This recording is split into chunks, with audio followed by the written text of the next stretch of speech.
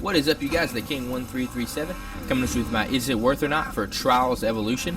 This game's out for PS4, Xbox One, PC as well. It's a normal Trials game. It's a typical motocross, like get to point A, point B, kind of like some old games like TG Motocross, Hill Climb Racer, that genre of games. As you can see here, I'm starting off with a little FMX stuff. There's a couple different game modes in this one. You have like FMX, you have certain ones where you can just use like a four-wheeler. You have the normal trials ones. You have like all the skill games as well, which are completely different and unique. Some of them will be like a triathlon. I'll show one of those a little bit later. Some of them are see how far you can get without leaning, and some crazy objectives like that too. As a whole, this game has a whole plethora of new features that I haven't seen before in any of the trials. A lot of the stuff, like even right here, you see the little ending animation. All those are very clean.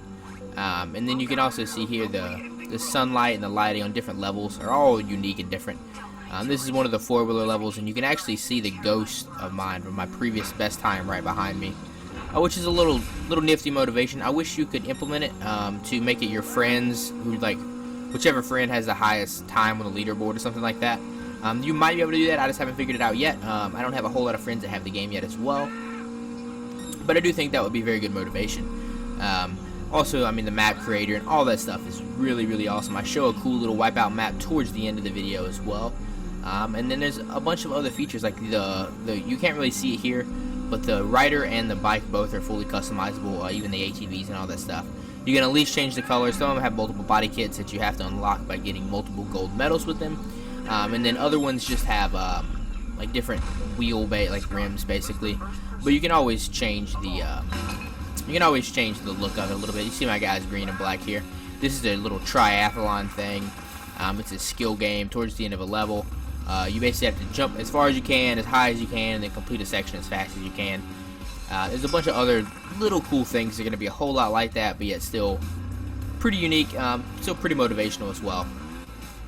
Another thing that's worth mentioning, you're not going to be able to see it too much in the video, or actually hear it rather, are the voices of the actors in this game. There's two, like, I guess, AI animatronic robots. Basically very similar to the Portal games. Very cool, very unique. They're very funny at times. Other times they can be annoying. Sometimes they actually restart the chat every single time when you die between a level. So there for a while you could actually just keep hearing the same thing over and over again. Right here is a nifty little thing I noticed. You can roll back and get on some fire and light yourself on fire and then keep going. There's a whole bunch of little hidden secret little things like that. And there's also hidden secret objectives for every level. There's the time-based silver, gold, and bronze, and then there's like the hidden objectives, which you have to do all kinds of like crazy stuff, like not lean the whole map or get 10 backflips and stuff like that. As you can see here, this is the Wipeout map I was talking about earlier. This is a user-created map, which I think is really going to extend the life of this game a whole lot, just because you're going to have users create a whole plethora of new games. Like this right here, this is so unique yet so influential. I mean, everyone knows what Wipeout is. It's a really cool like TV show, and then they turn it into this, which is awesome. I'm expecting a lot more. There's going to probably be a lot more theme ones out, because there's people who are way better like creators and content generators than I am. I can't wait to play the stuff that they produce. And then another big thing which I'm about to show is going to be multiplayer. You can actually do up to 4-player split screen on this one, which is completely different. I've never seen that before out of a Trials game. It's very competitive. You can use a whole different array of bikes. You can use everything you've unlocked, from like the bicycle to the four-wheeler.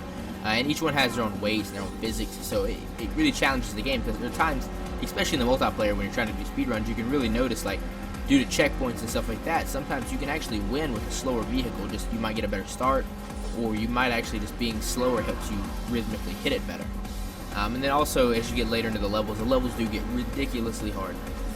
This is one of those games that really teaches you the basic concept, like, of the bunny hopping and the leaning and the jumping.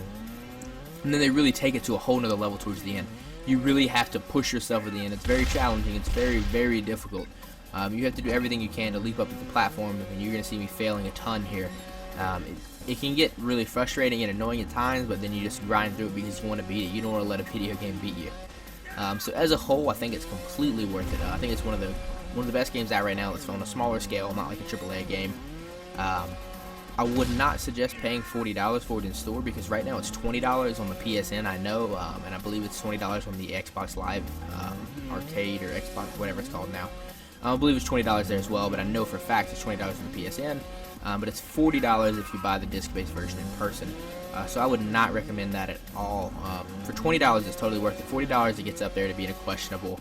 I mean, I'm not sure if I would spend $40 on it, even though it's a really great game. Just $40 is a whole lot. There's probably going to be having a season pass too, and then DLC, mainly probably for character customizations and stuff like that. So as a whole, I definitely $20 is totally worth it. I'd definitely say it's something you should pick up. You're gonna have a lot of fun with your friends. Right now, I don't think there's a online multiplayer like the 4-player racing like you saw. I really do hope they implement that. I think that's a feature I really want to see, because I mean, split screen or on the same console, it's really cool. But at the same time, I would really like to go to the online with some competitors.